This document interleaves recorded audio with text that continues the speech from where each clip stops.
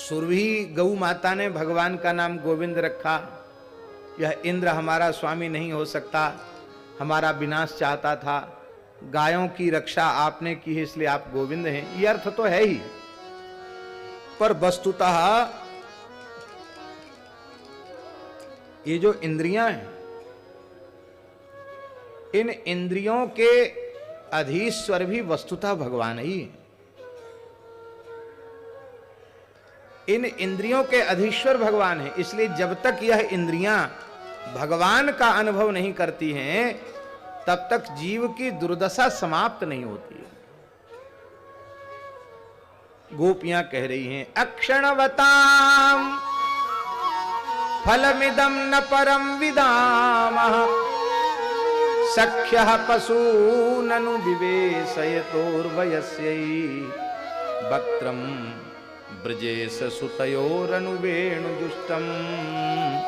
यैर्वा निपीतमनुरक्त कटाक्षमोक्षम्। अक्षणवताम, आंख वालों का, आंख होने का, नेत्रवान होने का यदि कोई सर्वोत्कृष्ट फल है तो वह यही है कि गैया चराते, बंसी बजाते, मंद मंद मुस्कुराते कृष्ण बलराम का दर्शन ये आंखें करें। यदि ये दर्शन नहीं हो रहा है तो वे नेत्रवान कहलाने के योग्य नहीं है।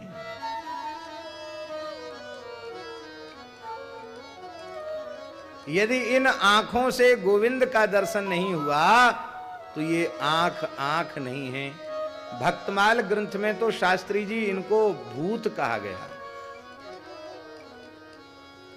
बिल्व मंगल जी महाराज वो वैराग्य पूर्वक चले थे वृंदावन की ओर, लेकिन मार्ग में एक रूपवती युवती में उनकी रूपासक्ति हो गई और वे उसके घर तक पहुंच गए।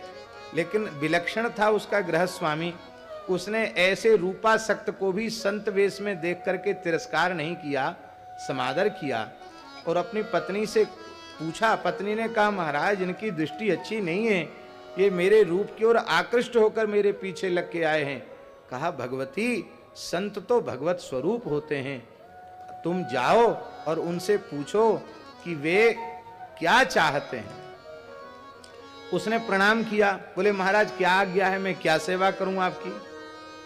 वो भूत जो आया था ना वो तो उतर गया था, विषय का भूत। विवेक पुनः जागृत हुआ, बोले देवी यही तुम्हारी सबसे बड़ी सेवा होगी, 2 सुई ले आओ। वो बेचारी भोली भाली गृहिणी सुई लेके आ गई और देखते देखते उन्होंने सुई से अपने दोनों आंख फोड़ लिए। और वहां प्रियादास जी लिख रहे हैं, दीर्घ भूत से छुड़ाए दिए, दीर्घ भूत से छुड़ाए दिए, इन आंख रूपी भूतों से पिंड छुड़ा दिया। मैं पवित्र दाक्षिणात्य विप्रकुल में उत्पन्न हुआ, वेदादि शास्त्रों को पढ़ा, अग्निहोत्री पंच महायज्ञ का सविधि अनुष्ठान करने वाला ब्राह्मण। इन आंखों ने पहले चिंतामणि में आसक्त किया और चिंतामणि की फटकार के बाद और अब यहां आकर चला वृंदावन की ओर और बीच में यहां अटक गया। ये आंखें पता नहीं कब किस बुद्धिमान विवेकी पुरुष को भी किस मलमूत्र के भांड में ले जाकर पटक देंगी, नहीं कहा जा सकता। इनसे ही पिंड छुड़ाना है और आंख फोड़ लिया। बाद में वृंदावन जाने पर उन्हें दिव्य नेत्र प्राप्त हो गए। तो कहने का तात्पर्य यह है कि गोविंद शब्द का उच्चारण करके यह अभिव्यक्त किया जा रहा है कि गोपियों की इंद्रियों की संपूर्ण वृत्ति कृष्णार्पित है। उनके तन मन प्राण देहेंद्रियादि के स्वामी एकमात्र श्री कृष्ण हैं। ये कहने के लिए भगवान को गोविंद शब्द से यहां अभिहित किया जा रहा है। जिन गोपियों ने अपना अधीश्वर, अपना तन मन प्राण सर्वस्व श्री कृष्ण के चरणों में अर्पित कर दिया है, ऐसी गोपियां गतवा काय मानसा, गोविंद का ध्यान करते करते वे भूल गईं। उनका मन, उनकी वाणी, उनका शरीर कृष्ण के चिंतन में ऐसा तल्लीन हो गया कि उनको यह भी भूल गया कि सामने उद्धव जी बैठे हैं और हमें क्या कहना चाहिए, किसका तो प्रकाशन करना चाहिए और किसका रहस्य मानकर गोपन करना चाहिए, ये भी याद उन्हें नहीं रहा। कृष्ण दूते ब्रजम याते उद्धवे त्यक्त लौकिका। लोक लज्जा का त्याग कर दिया और लज्जा का त्याग करके तब क्या हुआ, गायन्त्यः प्रिय कर्माणि उदत्यश्च गतहुर्यः। ये है गोपियों का परम प्रेम। प्रिय कर्माणि गायन्त्यः, श्री कृष्ण की लीलाओं का गान कर रही है। जिस गोपी के चित्त में जो लीला बसी है उसी का गान कर रही है। और रुदत्यश्च, रुदन कर रही है। गतहुर्यः, उनकी लज्जा चली गई है।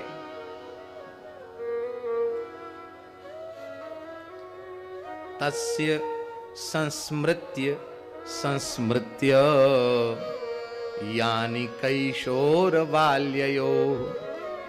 उनकी बाल लीला का स्मरण करके, उनकी किशोर लीला का स्मरण करके वह अत्यंत प्रेम विभोर हो रही हैं।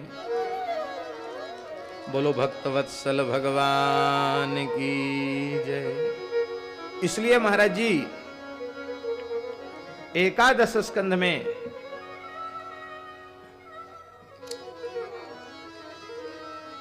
नवयोगीश्वर संवाद में और प्रेम की उत्पत्ति का जो क्रम है वो स्पष्ट किया गया है। भगवान के प्रेम की उत्पत्ति कैसे होती है।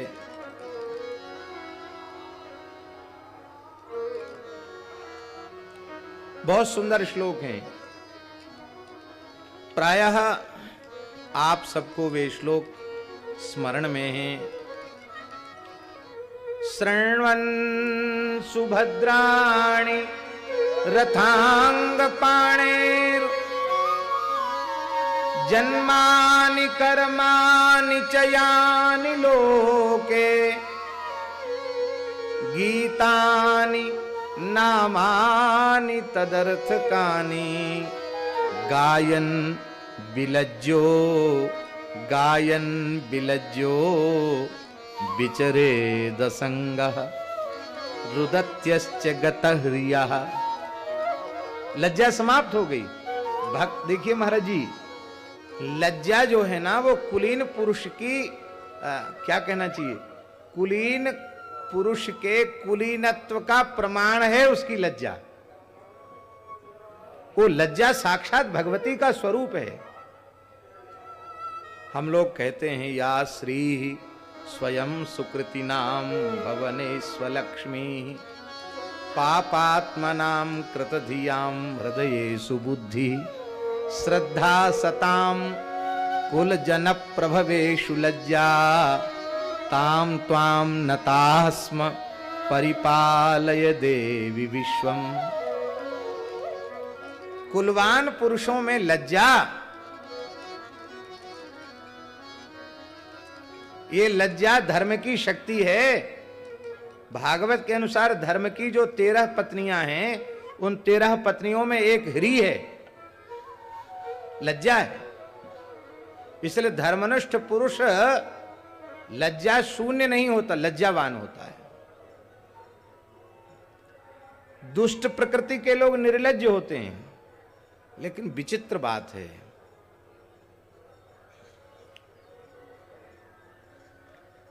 भले ही यह लज्जा किसी कुलवान की विशेषता हो,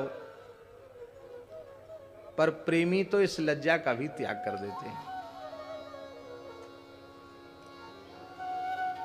विसृज्य लज्जाम रुरुदुस्म सुस्वरम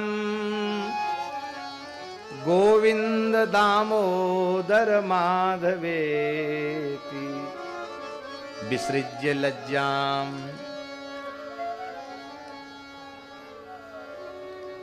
भगवान जा रहे हैं मथुरा के लिए, सखियों में बातचीत हो रही है।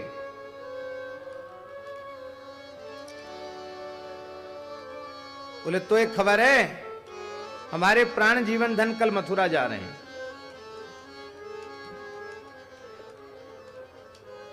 बोले घर के बड़े बूढ़े ग्वाल वाल रोक नहीं रहे उनको? अरे बोले खुद तैयार हैं साथ जाने के लिए। तो गोपियां बोली अच्छा वो जब नहीं रोक रहे हैं तो हम खुद रोकेंगी। निवारयामः, हम सब रास्ता रोकेंगी, नहीं जाने देंगे उनको। बोले तुम्हारे जेठ ससुर बड़े बूढ़े सामने आ जाएंगे तो उनकी लज्जा नहीं करोगी? बोले अरे वीर ऐसी लज्जा को लेके हम कहा करें, जा लज्जा को करवे सो हमारे प्राण जीवन धन श्याम सुंदर हमसे दूर रह जाएं। इसका मतलब है जो कुलीन पुरुषों का परम परम आभूषण लज्जा है, वो लज्जा भी यदि भगवत प्रेम में बाधक बनती है तो प्रेमी उस लज्जा का भी परित्याग कर देते हैं। और लज्जा का परित्याग करने के पश्चात ही उनको प्रेम प्रकट होता है। पर ये लज्जा जो है, यह लज्जा का त्याग ये अलग कोटि का है, क्योंकि भगवत प्रीति में बाधक जो तत्व हैं और उनके उसमें लज्जा यदि आड़े आ रही है तो उस लज्जा का त्याग करते हैं।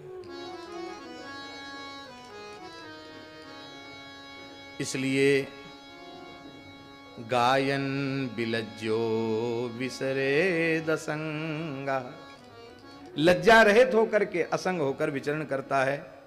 और महाराज जी ऐसा नहीं, वो एवं व्रता कभी कभार नहीं, इसी प्रकार के जीवन को जीने की प्रतिज्ञा कर लेता है, ऐसा ही रहता है जीवन भर। एवं व्रत स्वप्रिय नाम कीर्त्या जातानुरागो द्रुत चित्त उही हसत्यथो रोदति रौति गायत्युन्मादवन नृत्यति लोकवाहिया। इस प्रकार का व्रत लेकर जब निरंतर हरिगुण गान करता रहता है तो उसके भीतर अनुराग प्रकट हो जाता है, चित्त द्रवीभूत हो जाता है। कभी उच्च स्वर से हंसने लग जाता है, कभी रोदती रोने लग जाता है, कभी रौती उच्च स्वर से भगवान को पुकारने लग जाता है, और कभी प्रेम में विभोर होके गाने लग जाता है। उन्मादवत पागल की तरह नृत्यति लोकवाहिया, उसको ये भी होश हवास नहीं रह जाता है मैं कहां हूं, कौन हूं, कब से हूं, नाचने लग जाता है। अनुराग प्रकट हो जाए और लज्जा भी रह जाए, ये एक साथ संभव नहीं है।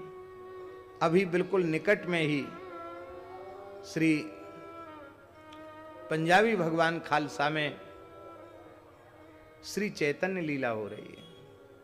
श्री चैतन्य महाप्रभु जी का चरित्र बड़ा सुंदर दिखाया जा रहा है।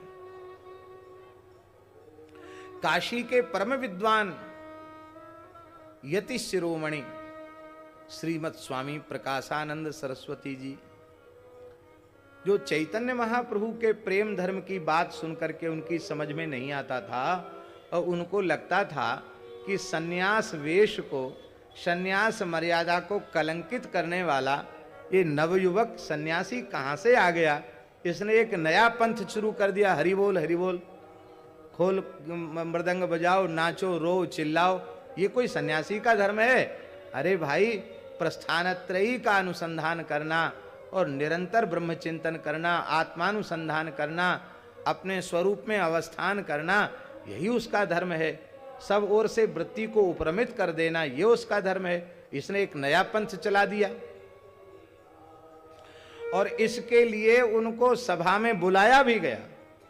पर श्री चैतन्य महाप्रभु के अपूर्व दैन्य को देख करके वे प्रभावित तो हुए कि ये कोई अबुध तो नहीं है। इतने बड़े पंडित हैं कि जिनके न्याय की, जिनके पांडित्य की प्रशंसा पूरे देश में रही है, और इतना बड़ा विद्वान और आज इस अवस्था को प्राप्त हो गया, तो है तो कोई विचित्रता तो जरूर है। और अनेक प्रश्न उन्होंने किए और चैतन्य महाप्रभु ने उसका समाधान भी किया, लेकिन अभी भी उनको ठीक से समझ में नहीं आया था। और दूसरे ही दिन विंदु माधव के निकट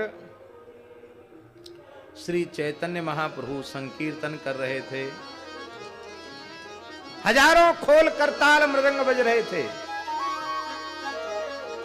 शंख बज रहे थे, भेरियां बज रही थी, और महाप्रभु श्री चैतन्य देव हरि हरये नमः कृष्ण यादवाय नमः, हरि हरये नमः कृष्ण यादवाय नमः, यादवाय माधवाय मुकुंदाय नमः, यादवाय माधवाय मुकुंदाय, हरि हरये नमः कृष्ण यादवाय नमः, हरि हरये नमः कृष्ण यादवाय नमः, यादवाय माधवाय गोविंदाय नमः, यादवाय माधवाय गोविंदाय, हरि बोल हरि बोल हरि बोल हरि बोल, हरि बोल हरि बोल हरि हरि बोल, हरि बोल हरि बोल हरि हरि बोल, केशव माधव गोविंद बोल, केशव माधव गोविंद बोल, गोविंद माधव मुकुंद बोल, गोविंद माधव मुकुंद बोल, हरि बोल हरि बोल हरि बोल हरि बोल, हरि बोल हरि बोल हरि बोल हरि बोल, हरि बोल हरि बोल हरि बोल हरि बोल हरि बोल हरि बोल हरि बोल, हरि बोल हरि बोल हरि बोल हरि बोल, राम राम राम राम राम राम बोल, राम राम राम राम राम राम बोल, कृष्ण कृष्ण कृष्ण कृष्ण कृष्ण कृष्ण बोल, कृष्ण कृष्ण कृष्ण कृष्ण कृष्ण कृष्ण बोल, कृष्ण कृष्ण कृष्ण कृष्ण कृष्ण कृष्ण बोल, कृष्ण कृष्ण कृष्ण कृष्ण हरि बोल हरि बोल हरि बोल हरि बोल, हरि बोल हरि बोल हरि हरि बोल, हरि बोल हरि बोल हरि हरि बोल। महाराज जी, संकीर्तन का माधुर्य इतना अद्भुत था कि ज्ञानियों की नगरी काशी, मुक्ति की खान काशी, चैतन्य महाप्रभु के संकीर्तन का ऐसा जादू। महाराज काशी बासी रो रहे हैं, नाच रहे हैं, मुक्त कंठ से कीर्तन कर रहे हैं, और निकटवर्ती मठ में श्री स्वामी प्रकाशानंद सरस्वती जी वे ब्रह्म सूत्र की व्याख्या कर रहे थे। ओ महाराज जी, लिखा तो ऐसा है कि सैकड़ों यति बैठकर श्रवण कर रहे थे, पर संकीर्तन का शब्द जैसे ही कान में पड़ा, वे यह भी धैर्य नहीं रख पाए कि पूछ के जावें।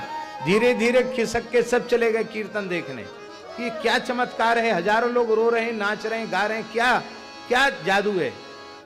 और अंत में प्रकाशानंद जी सोचने लगे, आश्चर्य है, यतियों के द्वारा इस प्रकार की अमर्यादा इतने समय से इनको सिखाया जा रहा है कि नाचना गाना ये सन्यासी का तो धर्म है ही नहीं, नाच गान देखना सुनना भी सन्यासी का धर्म नहीं। और ये सब इतने दिन का हमारा आदेश आज बिल्कुल अमान्य कर दिया इन लोगों ने, ये उठ के चले गए। तो जरूर उस युवा सन्यासी में कुछ विचित्रता तो है, चलकर देखना चाहिए। और प्रकाशानंद जी जब वहां पहुंचे तो वे भूल गए कि मैं प्रकाशानंद हूं। वे भी अपना दंड उठा उठा कर हरि बोल हरि बोल हरि बोल हरि बोल हरि हरि हरि हरि हरि हरि बोल हरि हरि हरि हरि हरि हरि बोल केशव माधव गोविंद बोल केशव माधव गोविंद बोल। उनके नेत्रों से अविरल अश्रुधारा बह रही है। महाप्रभु ने जब उनको देखा कीर्तन करते हुए तो दौड़कर भावावेश में प्रगाढ़ आलिंगन किया। जैसे ही आलिंगन किया, जैसे 440 वोल्ट बिजली छू जाए तो क्या होगा, वो प्रेम की विद्युत दौड़ रही थी श्री चैतन्य के श्रीअंग में। जैसे ही आलिंगन किया, एक साथ प्रकाशानंद जी के शरीर में अश्रुकंप पुलक आदि सात्विक भाव प्रकट हो गए। वे मूर्छित होकर के गिर गए और आज उद्दाम नृत्य करने लगे। आज काशी के लोगों ने अनुभव किया, धन्य है श्रीमन महाप्रभु, आज आपने काशी के ज्ञान को नचा दिया। ये काशी का मूर्तिमंत ज्ञान है जो आज नृत्य कर रहा है। और कातर भाव से रुदन करते हुए प्रकाशानंद जी ने कहा कि मैं आपके स्वरूप को पहचान नहीं पाया। वस्तुतः कलिमल ग्रसित जीवों को प्रेम दान करने के लिए ही आपका अवतरण हुआ है। मैं दरिद्र हूं, कंगाल हूं, कृष्ण प्रेम का एक कण मुझे भी प्रदान करें। और अब मुझे आदेश दें कि कृष्ण प्रेम की प्राप्ति के लिए मुझे क्या करना चाहिए। श्री चैतन्य महाप्रभु ने कहा, श्रीपाद आप तो आचार्य हैं, लेकिन आप हृदय से यदि यह बात कह रहे हैं तो प्रेम का धाम तो वृंदावन है। आप वृंदावन चले जाएं, अखंड वृंदावन वास करें, युगल नाम का जप करें और वहीं आपको सब कुछ प्राप्त होगा। और उन्हीं प्रकाशानंद जी का नाम श्री प्रबोधानंद सरस्वती हो गया। प्रकाशानंद उनका नाम था, पर प्रेम तत्व का प्रवेद हुआ तो महाप्रभु जी ने हंसते हुए कहा कि अब तो केवल प्रकाश में ही आनंद का अनुभव करते थे, अब प्रेम तत्व का परिचय हो गया तो प्रेम का प्रबोध होने से अब तो आप प्रबोधानंद हो गए। तो उन्होंने तो विनोद में कहा था कि आज तो प्रकाशानंद जी प्रबोधानंद हो गए, पर महाप्रभु में ऐसी श्रद्धा कि इनके मुख से प्रबोधानंद निकल गया तो आपने जीवन पर्यंत अपने को प्रबोधानंद के रूप में ही स्वीकारा। और उनका अपूर्व ग्रंथ श्री वृंदावन महिमामृत, वृंदावन महिमामृत देखने योग्य ग्रंथ है। और अनेक ग्रंथ लिखे प्रबोधानंद जी ने संस्कृत के, लेकिन वृंदावन महिमामृत तो क्या कहना, अपने आप में अद्भुत है। धाम निष्ठा को समझने के लिए वृंदावन महिमामृत को पढ़ना चाहिए।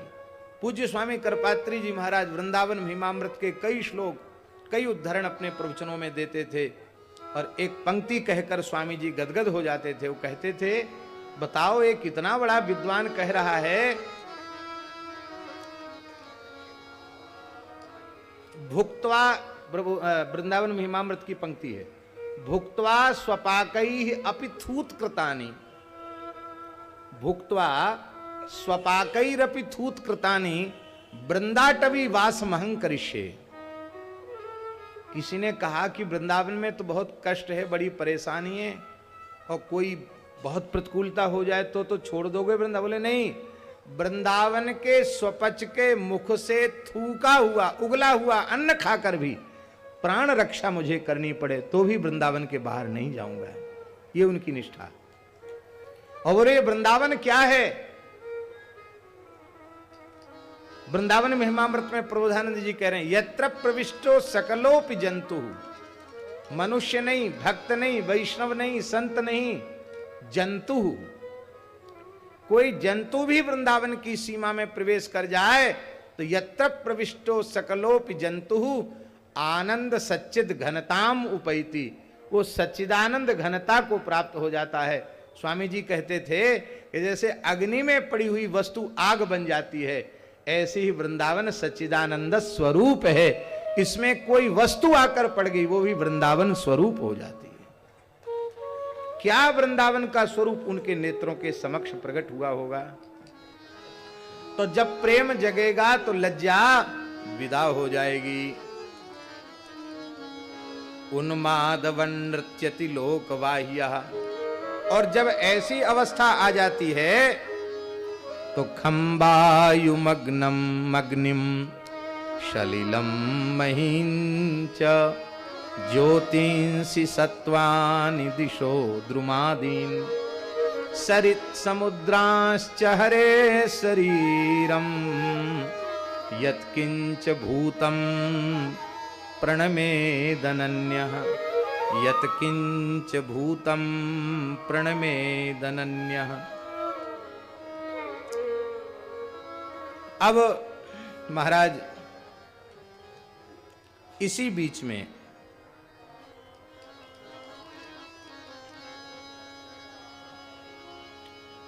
एक भौरा आकर के गुनगुनाने लग गया।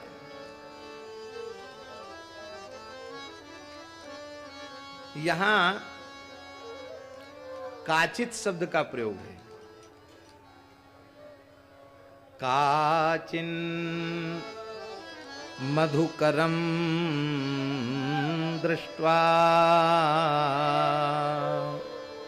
ध्यायन्ति कृष्ण संगमम प्रिय प्रस्थापितं दूतम कल्पयित्वेदमब्रवीत्। यहां देखिए, काचिन का अर्थ है कोई एक गोपी। यहां सब गोपियां नहीं, यहां कोई एक गोपी। वो कोई एक कौन है? वही है वृषभानु नंदिनी कीर्ति कुमारी रसेश्वरी रासेश्वरी वृंदावनेश्वरी महामादनाख्य महाभाव स्वरूपा श्री राधा रानी। इन्हीं को काचित शब्द से यहां संकेतित किया गया जा रहा है।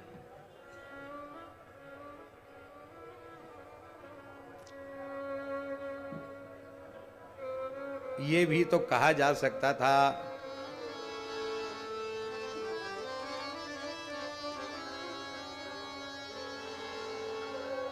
छंद भी नहीं बिगड़ता।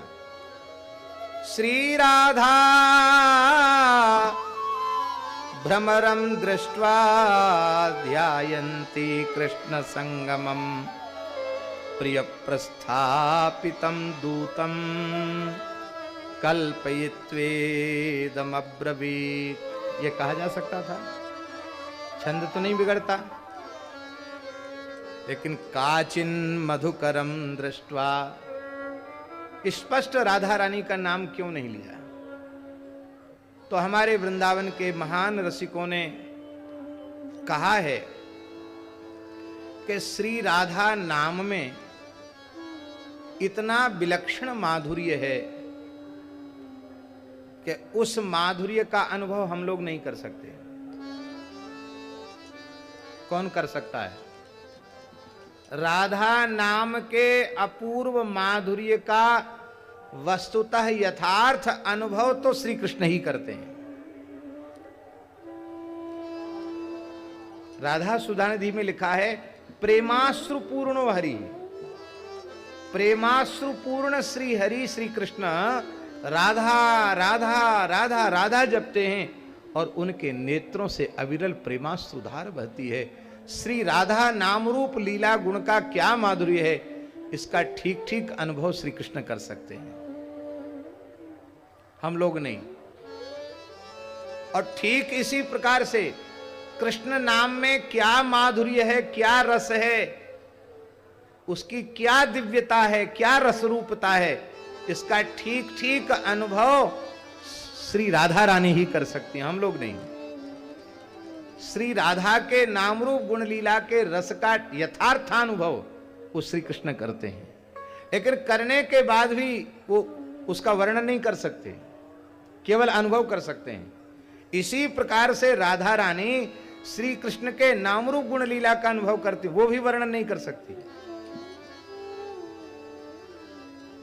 क्योंकि कृष्ण प्रेममयी राधा, राधा प्रेममयो हरि, जीवने निधने नित्यम श्री राधा कृष्णौ गतिर्मम।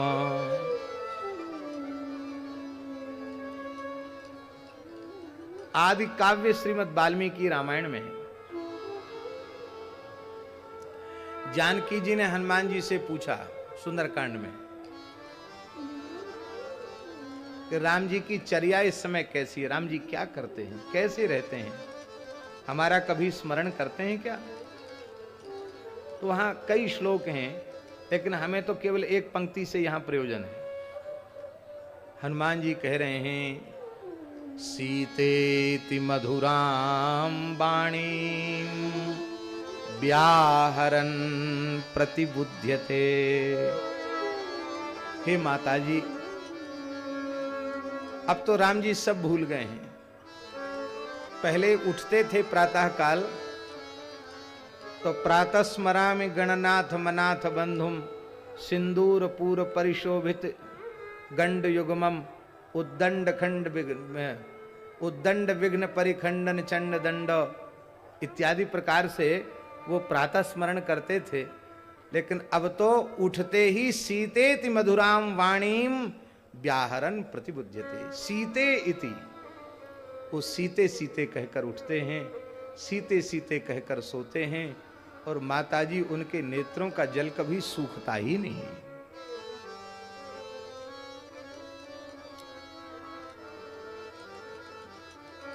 और राम जी ने पूछा, तुम लौट के आए हो जानकी जी की बताओ। अरे बोले महाराज हम क्या कहें, नाम पाहरू दिवस निस ध्यान तुम्हार कपाट, लोचन निज पद जंत्रित जाहि प्राण के ही बाट। सीता जी का जो विरह है उसका हम वर्णन नहीं कर सकते। सीता जी राम राम जपती हैं और राम जी सीता सीता जपते हैं। राधा रानी कृष्ण कृष्ण जपती हैं और कृष्ण राधा राधा जपते हैं। तो हम लोगों को क्या जपना चाहिए? हम लोगों को सीताराम जय सीताराम, राधे श्याम जय राधे श्याम, सीताराम जय सीताराम, राधे श्याम जय राधे श्याम, जय सीताराम जय सीताराम, सीताराम जय सीताराम, राधे श्याम जय राधे श्याम, राधे श्याम जय राधे श्याम, सीताराम जय सीताराम, सीताराम जय सीताराम, सीताराम जय सीताराम, सीताराम जय सीताराम। इसलिए वैष्णव लोग भक्त लोग युगल नाम जपते हैं, तो उस दिव्य प्रेम का अनुभव राधा रानी करती हैं, श्याम सुंदर करते हैं। और सुखदेव जी कौन है? सुखदेव जी कौन है? स्कंद पुराणोक्त श्रीमद् भागवत महात्म्य के अनुसार नंद नंदन रूपस्तु श्री शुको भगवान ऋषि श्रीमद्भागवतम तुभ्यम श्रावयिष्यत्य संशयम। उद्धव जी का वचन है। नंद नंदन श्री कृष्ण ही, देखो यहां भी रस बरस रहा, ऊपर से भी रस बरसना शुरू हो गया। नंद नंदन रूपस्तु श्री शुको भगवान ऋषि श्रीमद् भागवतम तुभ्यम श्रावयिष्यत्य संशयम। साक्षात नंद नंदन श्री कृष्ण ही शुक हैं और कोई दूसरे नहीं। ये कौन है? एक बार नित्य गोलोक धाम में श्री कृष्ण के मन में अभिलाषा हुई कि ये हमारे प्रेमी अनुरागी वैष्णव भक्त हमारे नाम रूप गुण लीला का स्वाद लेते हैं, तो राधा रानी मेरे नाम रूप गुण लीला का स्वाद लेती, मैं राधा रानी के नाम रूप गुण लीला का स्वाद लेता हूं,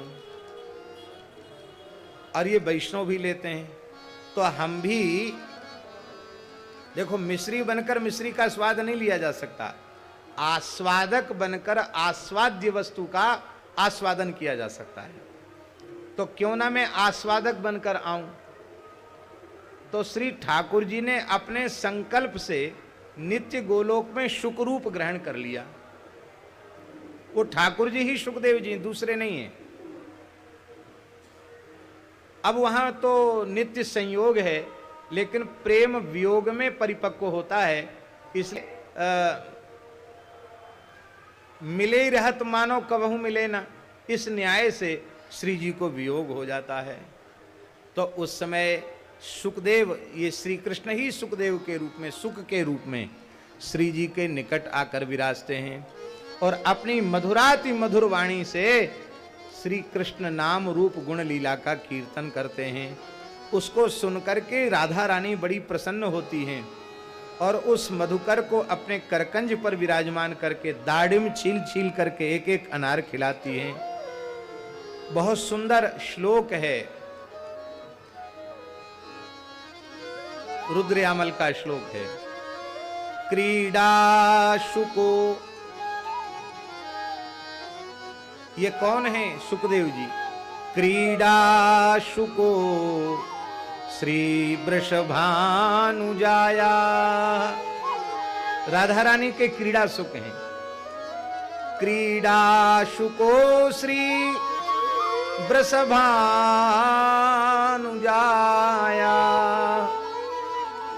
पवित्र चंचू प्रिय चुंबनेन। इनकी चंचू, इनकी चोंच बड़ी पवित्र है। क्यों पवित्र है? प्रिय चुंबनेन। ये जब कृष्ण नाम रूप लीला गुण का वर्णन करते हैं तो प्रिया जी उनको कुछ खिलाती भी हैं, उनकी चोंच को अपने करकमल से छू के ऐसे चूम लेती है। और जब ठाकुर जी को सुनाते हैं तो ठाकुर जी इनको कुछ खिला करके इनकी चोंच को ऐसे चूम लेते हैं। तो इनकी चोंच बड़ी पवित्र है। युगल भी इनकी चोंच को स्पर्श करके आह्लादित होते हैं। धन्य है इनकी चोंच से गुणगान किया जाता है। पवित्र चंचु प्रिय चुंबनेन एकांतको नन्य रहस्य पाठी निकुंज प्रासाद सदा निवासी। एकांत में निकुंज प्रासाद में रह करके युगल को लाड़ लड़ाते हैं। तो एक दिन की बात है, श्री राधा रानी ने, करुणामयी ने इस मर्त्यलोक की ओर दृष्टिपात किया तो कृष्ण विमुख प्राणियों को देख करके उनका हृदय भर आया, नेत्र भर आए और प्रिया जी के नेत्रों में जल देखकर ठाकुर जी व्याकुल हो गए। कहा, जय जय स्वामिनी जी, आप क्यों अधीर हो रही हैं? बोले, ये आपके अंशभूत जीव आपसे विमुख होकर के कितना कष्ट पा रहे हैं, इनके उद्धार का कोई उपाय करो, ये गोलोक तक आ सकें, उसका मार्ग खुलना चाहिए। तब ठाकुर जी ने आत्म स्वरूप सुख की ओर देखा, क्योंकि तुम युगल रस का आस्वादन कर चुके हो, अब धरती के जीवों को प्रेमदान करने के लिए, इनका उद्धार करने के लिए आप धरती पर पधारो। तो ये साक्षात श्री कृष्ण ही जो क्रीड़ा सुख हैं, वो आचार्य महामुनिंद्र भगवान सुखदेव जी के रूप में प्रकट हुए। अब सुखदेव जी के रूप में प्रकट हुए हैं तो अब वो निकुंज मंदिर में जो श्री राधा रानी का लाड़ मिला है, वो इतना चित्त पर सुखदेव जी के छाया हुआ है कि अब वो इतने भयभीत हैं महाराज जी, इतने, ये भागवत की महापुरुषों ने चिंतन किया है, इतने भयभीत हैं कि उनको लगता है कि राधा नाम का उच्चारण करते ही ऐसा भाव, ऐसा माधुर्य, ऐसा रस प्रकट होगा कि मैं फिर एक शब्द बोल नहीं पाऊंगा, मेरी समाधि लग जाएगी, प्रेम समाधि, भाव समाधि लग जाएगी और उस प्रेम में मूर्छा हो जाएगी, वो प्रेम मूर्छा समाधि हो जाएगी और हो सकता है 6 महीने तक भी समाधि लगी रहे। इसलिए आचार्यों ने कहा सुखदेव जी के प्रेममय अंतःकरण की अवस्था ऐसी है कि श्री राधा नामोच्चारण मात्रेण मूर्छा भवति शाण मासिकी। राधा नामोच्चारण मात्र से 6 महीने की मूर्छा हो जाती उनको। उन्होंने सोचा हम कहीं राधा रानी का स्पष्ट नाम ले लेंगे तो हमारी हो गई कहीं मूर्छा, समाधि लग गई तो। तब परीक्षित के पास तो समय ही उतना ही है, उसको बढ़ाया नहीं जा सकता आगे, तो उस बेचारे का मनोरथ पूर्ण नहीं होगा। इसलिए भय के कारण सुखदेव जी राधा नाम के स्पष्ट उच्चारण से बचे, काचित कह करके संकेत कर दिया, राधा कहते कहीं समाधि न लग जाए। हम लोगों के हृदय में प्रेम है नहीं, इसलिए ऐसा लगता है। प्रेमी जो महानुभाव हैं उनका तो अंतःकरण ही अलग प्रकार का होता है। बरसाने की बात है स्वामी जी, हमारे पूज्य गुरुदेव श्री भक्तमाली जी महाराज जो छवि के रूप में दर्शन दे रहे हैं, बरसाने में गहुवर वन में रासमंडल पर कथा हो रही थी, दास भी उपस्थित था। और महाराज जी की कथा जिन लोगों ने सुनी है, जब वे सप्ताह कथा कहते थे तो कहते थे कि 8 घंटे से तो कम बोलने का कानून ही नहीं है, 8 घंटा बोलते रोज। और समय के ऐसे पक्के कि समय से 15 मिनट पूर्व आकर आसन पर बैठ जाते और तब तक जप करते रहते और एक भी श्रोता उपस्थित न हो। समय होते ही हरि ओम तत्सत श्रीमते रामचंद्राय नमः, यहीं से आरंभ हो जाता था उनका। और आंख मूंद कर कथा कहते थे, आंख खोल के नहीं। और मूल ग्रंथ भागवत जी की पोथी सामने रख लो पढ़ने वाले, और सबको छूते हुए महाराज जी चले जाते थे। जहां कहीं आवश्यक होता हो श्लोक भी बोलते, बहुत अधिक व्याख्यान नहीं करते, कहते सप्ताह संभव नहीं होगा। और जब व्याख्यान करते तो एक बार 9 दिन में केवल महात्म्य कहा। 6 घंटे रोज बोलते थे और 9 दिन में केवल महात्म्य कहा, विस्तार भी इतना करते थे। तो बरसाने में कथा हो रही थी और महाराज जी आंख मूंद कर कथा कह रहे थे, और उस स्थल के अनुरूप महाराज जी ने एक चर्चा की कि ठाकुर जी नंदगांव से बरसाने की ओर चले और राधा रानी बरसाने से नंदगांव की ओर चली और प्रेम सरोवर पर दोनों का मिलन हुआ। ये महाराज जी आंख मूंद के बोल रहे थे और बोले कि पहली बार श्री लाल जी ने प्रिया जी को देखा, पहली बार श्री प्रिया जी ने लाल जी को देखा, बस इतना ही कह पाए। और कहते ही इतने भाव विभोर हो गए कि वो प्रेम के लक्षण इतनी तीव्रता से देह में प्रकट हो गए कि उनका सारा शरीर थरथर कांपने लग गया, नसें शरीर की उभर आईं, होठ कांपने लगे, उच्चारण बंद हो गया, सामने की चौकी पकड़ ली, चौकी के सहित पूरा मंच ऐसे ऐसे हिलने लग गया। और पता नहीं, दास उपस्थित था उस समय, अवस्था छोटी थी, लेकिन अभी भी कई संत हैं इस घटना के साक्षी। महाराज पता नहीं क्या हो गया, चमत्कार जादू कहें, भगवान जाने क्या हो गया, सब लोग रोने लग गए। माने कोई ऐसी बात नहीं थी रोने वाली बात, लेकिन सब रोने लग गए, एक साथ सब रोने लग गए। अब पूरी सभा में तो सन्नाटा और सबके अश्रुपात, और महाराज जी आंख खोल ही नहीं पावे। बहुत देर बाद नेत्र खुले तो ऐसा लगा मानो रक्त उतर आया हो आंख में, ऐसी लाल आंख। फिर बंद कर लिए नेत्र, बोल नहीं सके।